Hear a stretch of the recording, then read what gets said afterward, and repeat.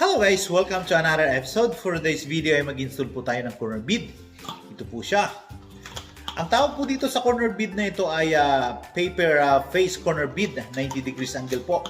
At sa episode na to guys, hindi po tayo magmamanual.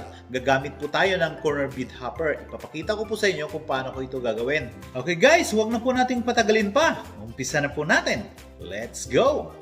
At guys, ito po yung corner bead hopper natin. Ito po siya, parang container lang po na may butas. Ang gagawin po natin ay isusuksok lang po yung corner bead dyan sa loob. Tapos, hatakin dun sa kabila. Tapos, i-install na po natin. At yung itsura po nito guys, ay parang container lang na may takip. At yan po yung itsura ng loob niya. Yan.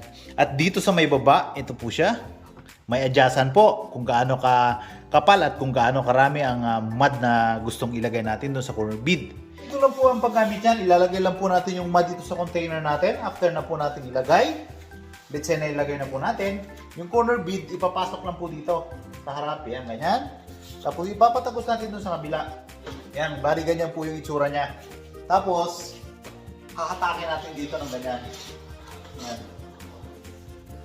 Pag nalusot na po ng ganyan, sabay natin i-install.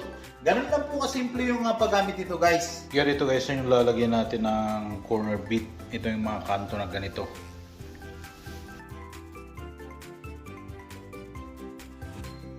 Tapos yung iba maigsi lang yan.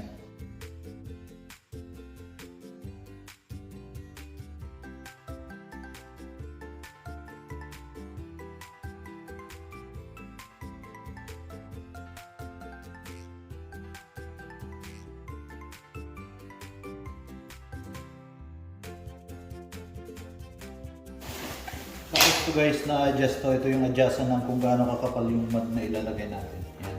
Ibababa yan. Tapos iangat ng konti. Yung ganyan. Okay guys, lalagay na po natin yung mix. Yan. Para yung may matapon dyan, shoot pa rin doon sa bucket. Yung umpisan po muna natin yung mga maliliit.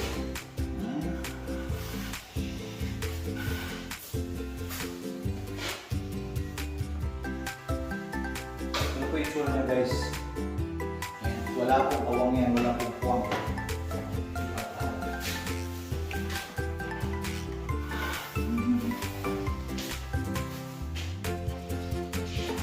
Inis po niya gamitin.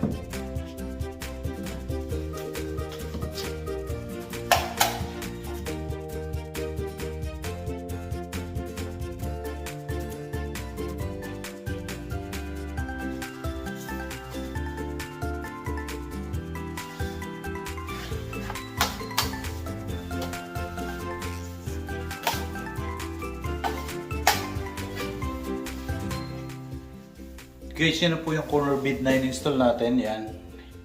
Yan na po yung itsura niya. Yan. Saka yung maliliit. Yan na po. Yan, minad ko na rin ang first coating. At ito yung hopper na ginamit natin. Yan. Napakagandang gamitin po guys. Yan po yung loob niya. Yan, pwede po tayong mag-fabricate nito, yung mga bucket. Lagyan lang po natin ng uka ng ganon sa katakip. Pwede na po yun.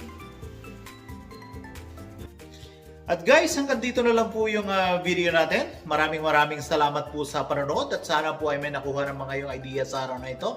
At kung bago ka pa lang po sa channel na ito, please do subscribe, like, and share. At pakita rin po yung notification bell para updated po ka sa mga videos na aking upload. Maraming salamat po. See you to my next video. Bye-bye!